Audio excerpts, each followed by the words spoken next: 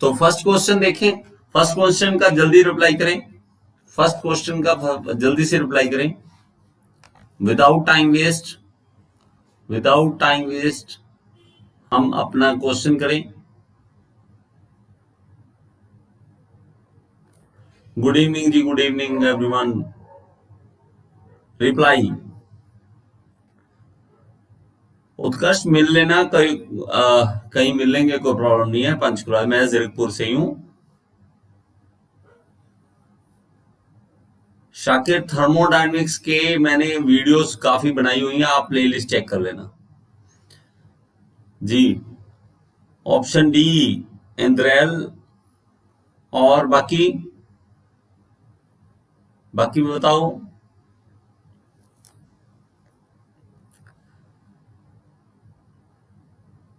देखो बच्चा, इस क्वेश्चन का आंसर, राइट आंसर है, बता दूं, 1 2 3 and here we go. Load per unit instantaneous cross section area. अब इस चीज को समझो। देखो बच्चे, हमारे पास यूनिवर्सल टेस्टिंग मशीन में जो हमारे पास वैल्यूज आती है ना, वो हमारे पास ट्रू नहीं होती। क्यों नहीं होती ट्रू? आप एक चीज देखो कि हमारे पास उसमें मान लो पीस है, ये हमारे पास कोई पीस है जिसके ऊपर हमने टेस्टिंग करनी है, ये पीस है हमारे पास, और उसको हमने क्या करना है, उसके ऊपर टेंसाइल लोड लगाना है, इस तरह से टेंसाइल लोड लगाना है। अब एक चीज देखो, हमने जो एरिया लिया होता है ना, उसमें हम ये कहते हैं stress load per unit area, बस load per unit area. Area ये बोलते हैं। एरिया कौन सा लेते हैं? जो स्टार्टिंग में होता है, बस वही ले लेते हैं, स्टार्टिंग में होता है। लेकिन आप एक चीज नोट करना, जैसे जैसे लोड इंक्रीज करता जाता है, इसका एरिया कम होता है। एरिया जैसे जैसे कम होता जाएगा, तो हमें तो ये परफेक्ट एरिया वो नहीं मिला, क्योंकि स्टार्टिंग में हमने तो एक बार एरिया लिया, pi by 4 D square, D कौन सा, जो स्टार्टिंग में था। लेकिन ये तो चेंज हो रहा है, तो चेंज हो रहा है, तो इसके लिए ट्रू नहीं होती वो वैल्यू, तो ट्रू नहीं है। इसलिए ट्रू निकालने के लिए क्या करें, load per unit instantaneous, instantaneous उस इंस्टेंट पे हम एरिया देखेंगे, क्रॉस सेक्शनल एरिया देखेंगे। और क्रॉस सेक्शनल एरिया किसे कहते हैं? जो एरिया टूट रहा होता है, जो जिस एरिया के ऊपर लोड पड़ रहा होता है। बात समझ रहे हो? आप जल्दी से रिप्लाई करना।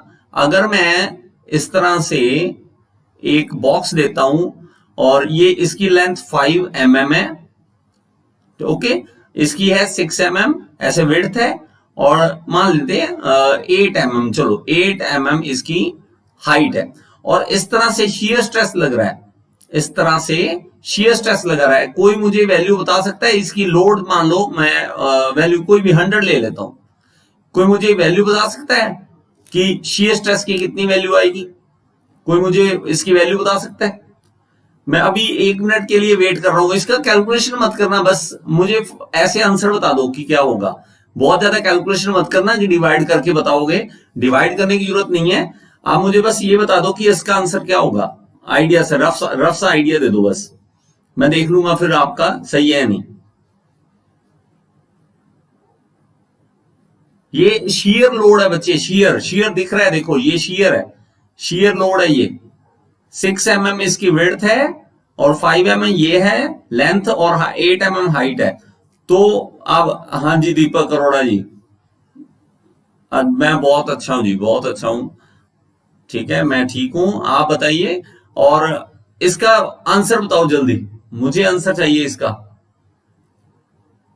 मैं देखूं थोड़ा सा आपकी नॉलेज चेक करना चाहता हूं, कितने स्टूडेंट्स हैं यहाँ जो नॉलेज के साथ बैठे हैं, एक यहाँ सिर्फ टाइम पास ही कर रहे हैं। राम राम जी, निधान जी, राम राम, अनिल ठाकुर जी। सर सब कुछ हो जाएगा, जो हो रहा होता है ना, जो क्वेश्चन चल रहा है उस पर हम कंसंट्रेट कर लें। इसका आंसर कोई भी नहीं बता रहा क्या? अब देखो, वीर त्यागी जी ने आंसर दिया 100/236, देखते हैं, और 100/48, अब तो बताओ, आंसर देखते रहना, आंसर देखते रहना एक बार।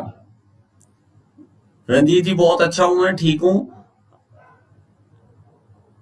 दीपक जी आंसर दीजिए। 100/48, देखो 100/48 आ गया अब, और ये 38, देखो कितने आंसर आएंगे, कितने आंसर आएंगे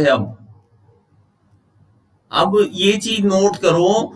मैं यार दिक्कत ये है, फिर बार बार बोलता हूं, हमारे कॉन्सेप्ट्स बहुत कमजोर हैं। हम चाहते हैं कि टॉप करेंगे, हम रैंक लेंगे, हम ये करेंगे। पहली बात तो मैकेनिकल जॉब्स नहीं आ रही हैं, और दूसरा जो आ रही है उसमें भी हम चाहते हैं कि बस थोड़ा सा हमें आता हो, बस उससे ज्यादा ना हो। तो मेरे भाई इसमें से कौन सा एरिया लेना है? एरिया वो लेना होता है जिसके ऊपर फोर्स लग रहा है, जिसके ऊपर ऊपर लाइक क्या, जो बचा रहा है टूटने से। टूटने से तो ये बचा रहा है, देखो ये वाला एरिया बचा रहा है, ये बचा रहा है टूटने से, ये वाला। आप समझ रहे हैं?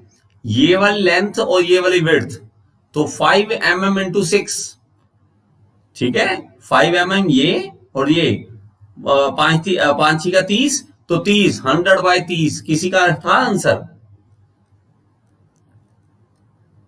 100/30। क्यों ये 40 वाला? अब बताओ, अब आप में से अकेले के लोग को थप्पड़। Summer play house, thank you sir, summer play house. 100/30।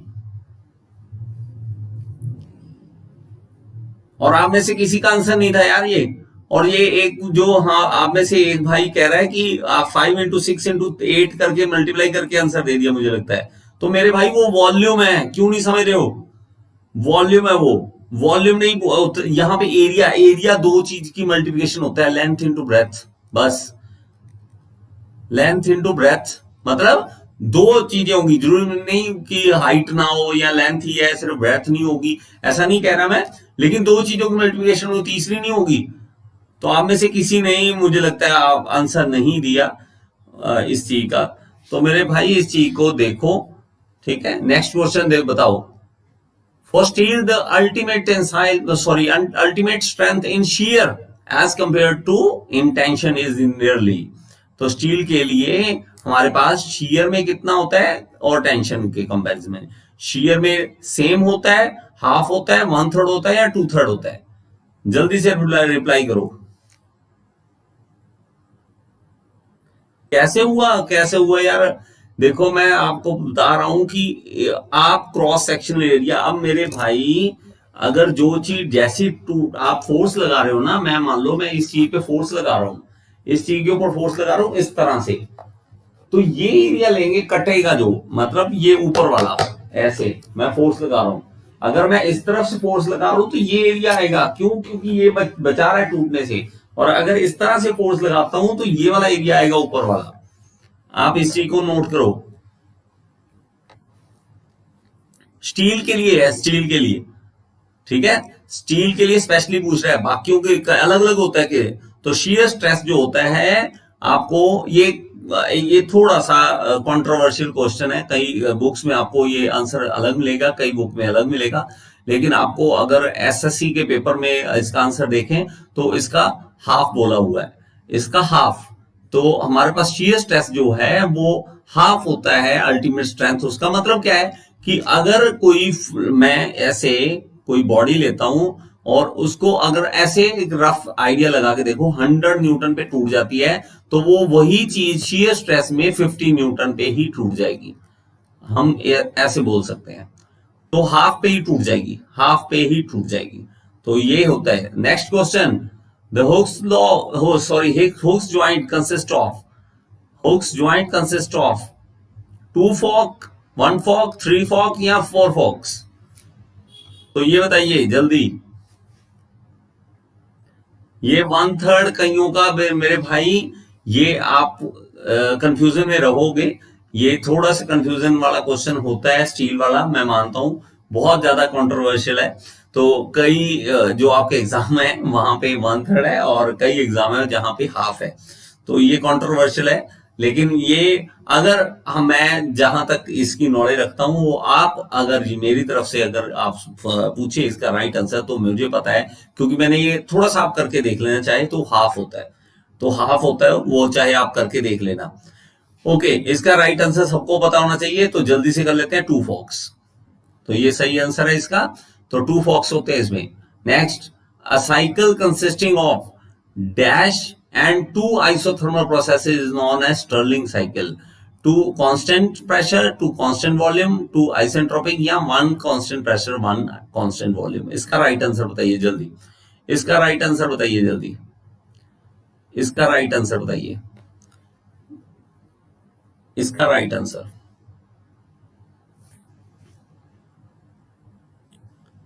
जल्दी से।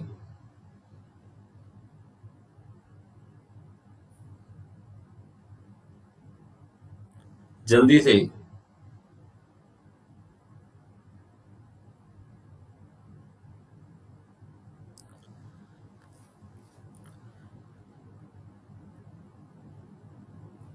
इसका राइट आंसर क्या होगा जी?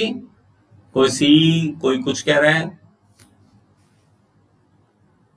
और मुझे फिर से मैं बता रहा हूं, आपको कमेंट में बताना है कि आपके कितने क्वेश्चन आज ठीक हुए हैं।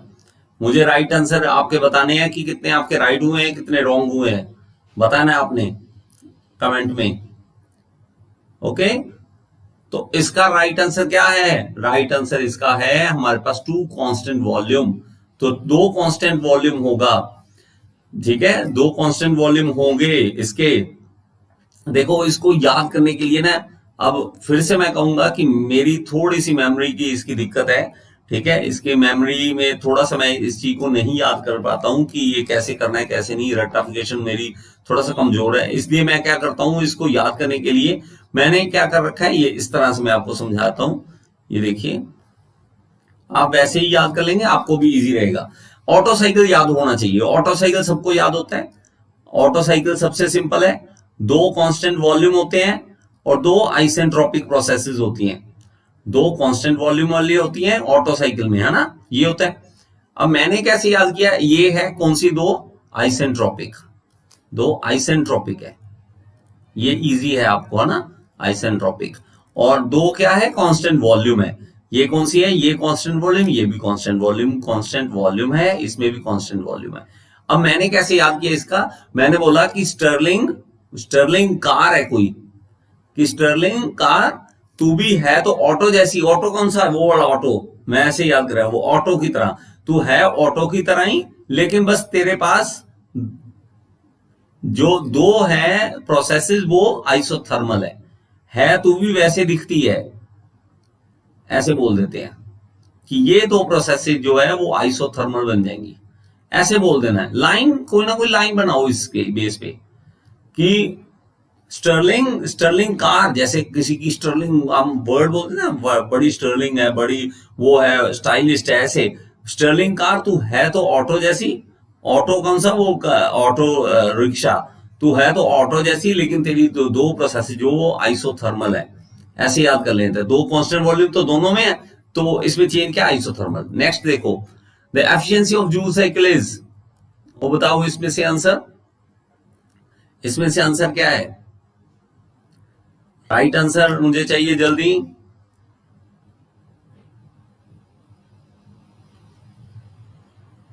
जल्दी,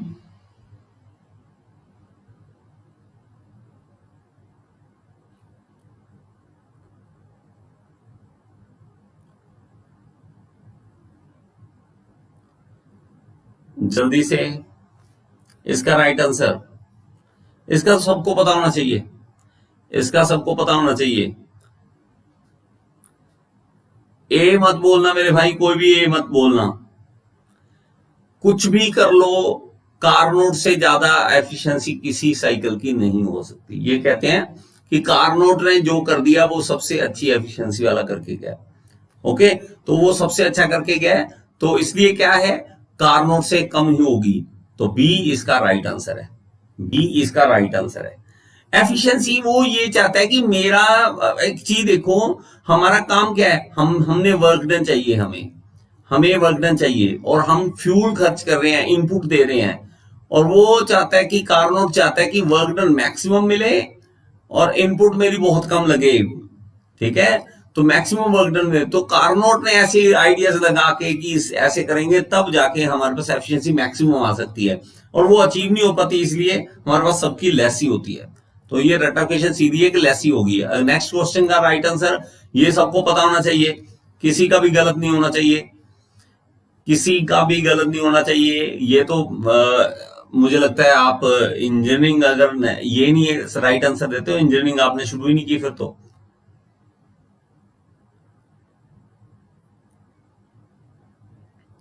राइट आंसर बताइए इसका।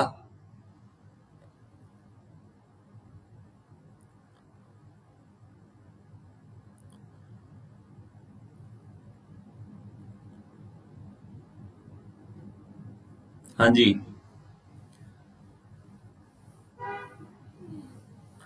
मयंक गुप्ता जी, सी कैसे हो सकता है? D, D, D is the right answer. D is the right answer. Distance between TDC and BDC, उसको हम क्या कहेंगे? स्ट्रोक। स्ट्रोक यार सीधी सी बात है। ये आप क्रिकेट खेलते हो ना, व्हाट अ स्ट्रोक। आप यहां से यहां तक बैट लाते हो, उसको हम स्ट्रोक बोलते थे। हमारे में बैट क्या है? हमारे पास पिस्टन है भाई। पिस्टन ऊपर से नीचे जाएगा, नीचे से ऊपर जाएगा, उस डिस्टेंस को क्या कहेंगे? टीडीसी मतलब टॉप डेड सेंटर और बॉटम डेड सेंटर, बस डिस्टेंस है उसका stroke. Next, the material use for cylindrical cylinder block. अपने क्वेश्चन नोट करते जाओ, कितने ठीक कर चुके हो। नेक्स्ट का रिप्लाई करो जल्दी। नेक्स्ट का रिप्लाई करो जल्दी।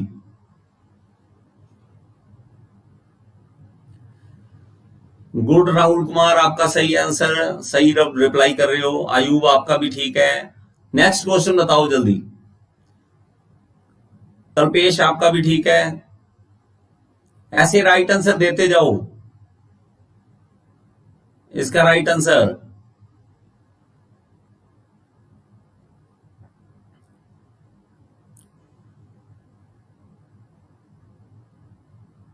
देखो, अब दिक्कत आती है। अब मैं फिर से कहूंगा, जितनी बार आपके क्वेश्चन गलत हो रहे हैं, आप कल की तरह दोबारा बता रहा हूं कि आपने एक्चुअल में क्या किया है कि आपको वो टॉपिक दोबारा पढ़ना पड़ेगा। वो टॉपिक दोबारा पढ़ना पड़ेगा। तो अभी बताओ आप, तो इसका राइट आंसर क्या है? B. B is the right answer, जिसका सही है। देखो, और मैं एक प्लान कर रहा हूं, सोच रहा हूं कि जितने लाइव आते हैं उनका आपस में कंपटीशन करवाऊं। तो एक वो मैं यहाँ पे आपको एक फॉर्म दिया करूंगा, एक क्वेश्चन का फॉर्म दिया करूंगा। मान लो 10 या 15 या 20 क्वेश्चन रखूंगा उसमें, और मैं आपको जल्दी से दिया करूंगा। उसमें हमारे पास क्या होगा कि आपस में कंपटीशन देखेंगे, और कौन टॉप किया है, कितने रैंक पे आए हो आप, वो हम चेक किया करेंगे। तो इस पे मैं प्लान कर रहा हूं, अगर जल्दी से प्लान मेरा सक्सेसफुल होता है तो आपको मैं डेली एक फॉर्म दे दिया करूंगा। देखेंगे कितने क्वेश्चन कितने लोगों के ठीक होते हैं, तो आप किस किस लेवल पे स्टैंड कर रहे हो वो भी देखेंगे। ठीक है। नेक्स्ट देखो, ये आपका सिंपल सा क्वेश्चन, बिल्कुल सिंपल, बिल्कुल सिंपल क्वेश्चन। जल्दी से इसके सिर्फ आपको 5 सेकंड, चलो 5 4 3 2 1। समर प्ले हाउस आपका ठीक है। समर आपका राइट आंसर है। समर बहुत अच्छा स्टूडेंट है हमारा।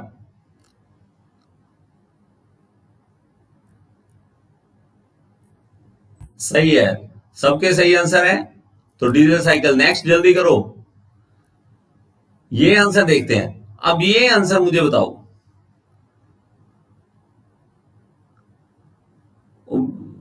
दीपक अरोड़ा, आपने क्या लिखा? ऑटो लिखा आपने? ऑटो साइकिल की क्या बात की थी? डीजल वाली बात हो रही थी ना? हाँ, वो आप सारी रिप्लाई कर रहे हो, ओके। ये वाला रिप्लाई करना प्लीज, ये वाला।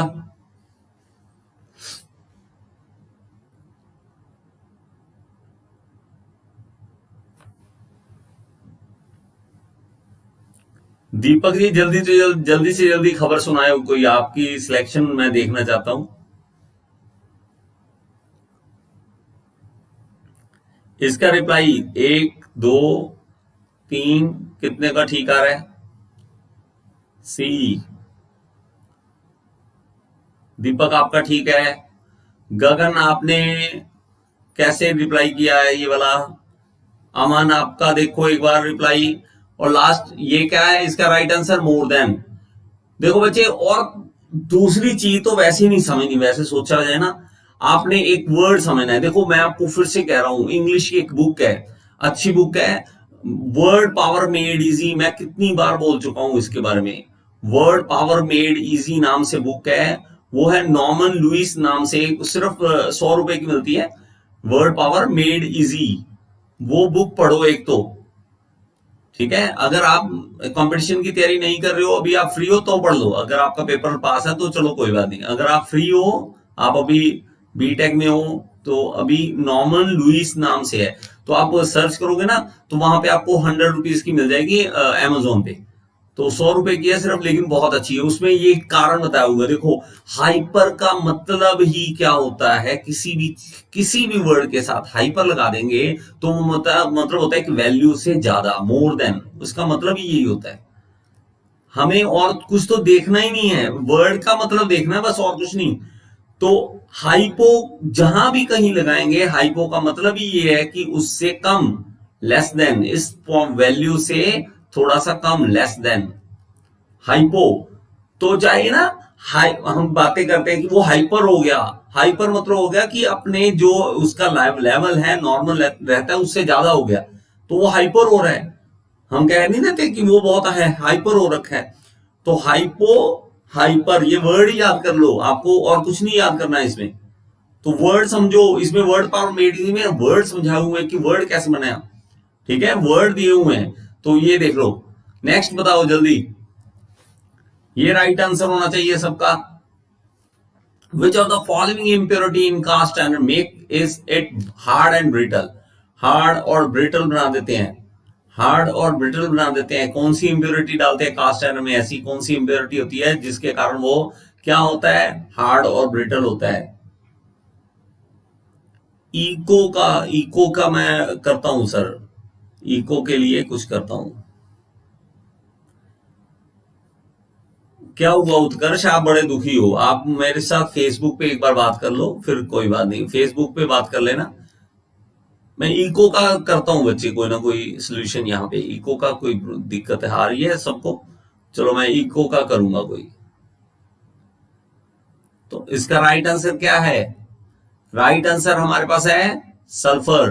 तो इसमें सल्फर होता है, इसमें सल्फर होता है। Next, natural convection air cooled condenser are used in, किसमें होता है, डोमेस्टिक रेफ्रिजरेटर, वाटर कूलर या रूम एयर कंडीशनर, किसमें होता है natural convection air cooled condenser. Gagandeep Singh आपका ठीक है।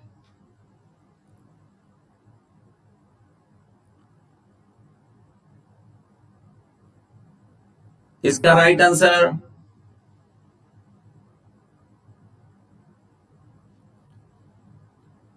ये बच्चे पढ़ो, क्वेश्चन पढ़ने के बाद रिप्लाई करना है, ऐसे नहीं। डी जो लिख रहे हैं प्लीज एक बार पढ़ तो लो। वाटर कूलर में कौन सा हमने यूज करना है, एयर कूल्ड कंडेंसर। कंडेंसर कहां है वाटर कूलर में, कंडेंस करना है, कंडेंस। पढ़ो फिर रिप्लाई करो, ऐसे नहीं। तो राइट आंसर हमारे पास है डोमेस्टिक रेफ्रिजरेटर। उसमें जो ब्लैक जो हमारे पास कॉइल्स है, कंडेंसर है, उसको एयर कूल्ड किया हुआ है, नेचुरल है। नेक्स्ट, एयर स्टैंडर्ड एफिशिएंसी, इसका तो हमारे पास फॉर्मूला है, तो हमने सिर्फ फॉर्मूला याद किया हुआ है। तो फॉर्मूला आपको पता होना चाहिए, इसका फॉर्मूला आपको पता होना चाहिए। इसके लिए तो सिर्फ 5 सेकंड है। 5 4 3 2 1। रविपाल कोई बात नहीं, this is the right answer, C is the right answer. आपको ना जोश नहीं आता, एक गुस्सा, एक अपने आप में। मैं बताऊं, मुझे, मैं ये हाल है मेरा, पता नहीं मैं ज्यादा करता हूं या नहीं, मुझे गुस्सा चढ़ता है अगर मेरे से क्वेश्चन गलत होता है। मैं अपने आप को, मैं थप्पड़ भी मार सकता हूं अपने आप को, मैं अपने आप को थप्पड़ भी मार सकता हूं। तो आप देखो, आप भी अपने आप को क्या थप्पड़ मार सकते हो अगर क्वेश्चन गलत, और वो भी इजी वाला क्वेश्चन। फिर कहते हो नहीं जी हमें तो जेई एसडीओ बनना है, तेरा भाई एसडीओ बनेगा। एसडीओ कहां से बन जाओगे, कहां से बन जाओगे एसडीओ, बताओ। ठीक है, तो ऐसी अगर बातें करोगे तो एसडीओ बनना बहुत दूर है। नेक्स्ट क्वेश्चन देखिए, 4 स्ट्रोक साइकिल डीजल इंजन में कंप्रेशन कहां होता है, कितने डिग्री? ये थोड़ा सा टाइम दे दूंगा, इसको पढ़ने में टाइम लगेगा आपको, तो ऑप्शन सारे पढ़ो। समीर थैंक यू बच्चे, समीर। गुस्सा तो ऐसा आना चाहिए भाई कि अगर कुछ ऐसी गड़बड़ करते हो तो अपने आप को पता लगना चाहिए कि मैंने ये गलती की थी, आगे से गलती नहीं करूंगा ये वाली। इतने क्वेश्चन कर लो एमसीक्यू कि कोई आपसे छूटे ना, इतने क्वेश्चंस कर लो एमसीक्यू, इतने करो। तो इसका राइट आंसर हमारे पास है A. A is the right answer. Deepak आपका ठीक है जी।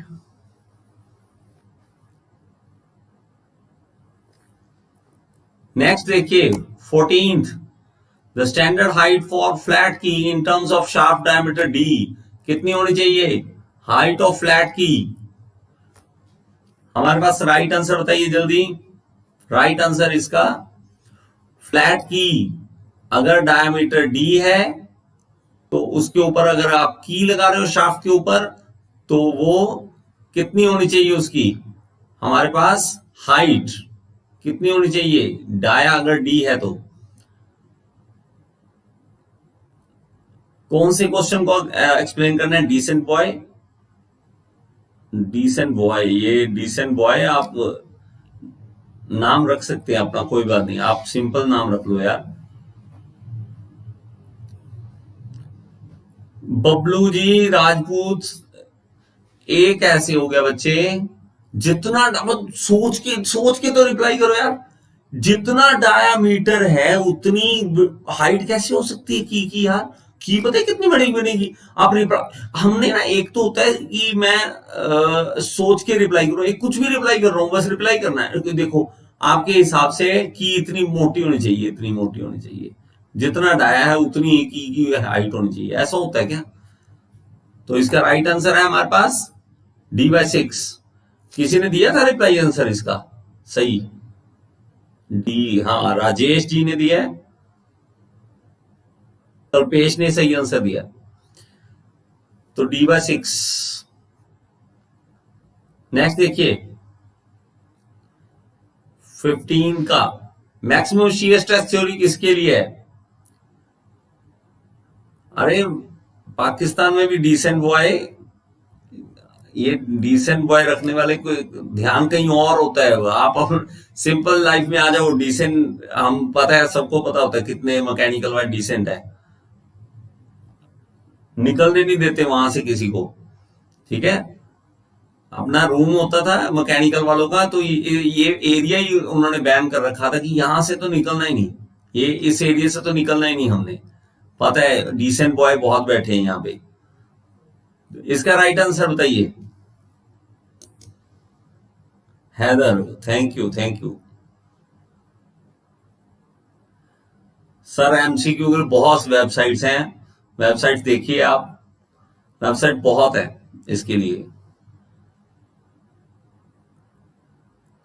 कास्ट आयरन शाफ्ट गलत है सर, तो इसका राइट आंसर हमारे पास है स्टील शाफ्ट। स्टील की शाफ्ट होती है,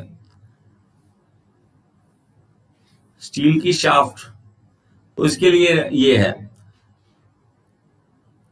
सैंड फाउंड्री। हाँ सैंड फाउंड्री अच्छा है यार, ठीक है। तो सिंपल से थे क्वेश्चन, आज 15 क्वेश्चन किए। मैं फिर से कह रहा हूं कि धीरे धीरे आपके लिए टाइम और निकालने की कोशिश करूंगा। मैं लाइव आपको strength of material, theory of machine करवाने की कोशिश करूंगा। और मैं फिर से मैं बता रहा हूं कि आप में से अगर कोई है कि मुझे नहीं सर, मैं तो आईईएस की तैयारी और मुझे बीटेक लेवल की, मैं नहीं, मैं सिंपल आपको अभी डिप्लोमा लेवल के आपको सोम और टॉम और एफएम उतना ही करवाऊंगा। पहले उस लेवल पे ही रहेंगे। हमारे डिप्लोमा के बहुत है मेरे पास यहाँ पे स्टूडेंट्स, तो मोस्टली डिप्लोमा के बाद डिग्री करने वालों का और अलग नजरिया होता है। बीटेक को लेके उन्होंने सबने स्किप कर रखा होता है न्यूमेरिकल्स को। जो +1 +2 करके बीटेक करते हैं ना, उनका नजरिया कुछ अलग होता है बीटेक का। उनको पता होता है कि किस तरह से न्यूमेरिकल करने के। हम डिप्लोमा वाले जो होते हैं ना, जो 10th के बाद डिप्लोमा किया और उसके बाद बीटेक कर ली, उन्होंने बहुत ज्यादा दिक्कत आती है। फिजिक्स और केमिस्ट्री ये हम बहुत कम करते हैं, और प्लस मैथ्स भी बहुत कम होता है। तो ठीक है, तो इसमें से हाँ क्वेश्चन बताइए अब कितने हुए आपके। हाँ जी, मैं दीपक मैं आपको क्वेश्चन की बढ़ाऊंगा धीरे धीरे, क्वेश्चन की लेंथ और ज्यादा करूंगा। ठीक है, बबलू जी 10 सही थे आपके, और आपके कितने सही हुए दीपक? 10 आपके अटकल। बच्चे आपको मैं बताऊं, आज कंपटीशन ये हो गया कि राजस्थान जेई का एग्जाम हुआ, 120 क्वेश्चन थे और 102 कट ऑफ गई। आपको डीमोटिवेट नहीं करूंगा, लेकिन आप ये देखिए कि कंपटीशन है। तो अगर मैं 15 में से 10 सही कर रहा हूं तो आप अपनी एवरेज लगाइए कितनी है। सिर्फ 66% आपको सही जा रहे हैं क्वेश्चन। तो आप देखिए 2 स्किप हुए, ठीक है। आपके 15 में से मिनिमम 13-14 क्वेश्चन सही हर बार होने चाहिए। मैं अगर 15 दे रहा हूं तो इतने तो होने चाहिए। ठीक है, थैंक यू, गुड नाइट, फिर से मिलेंगे दोबारा।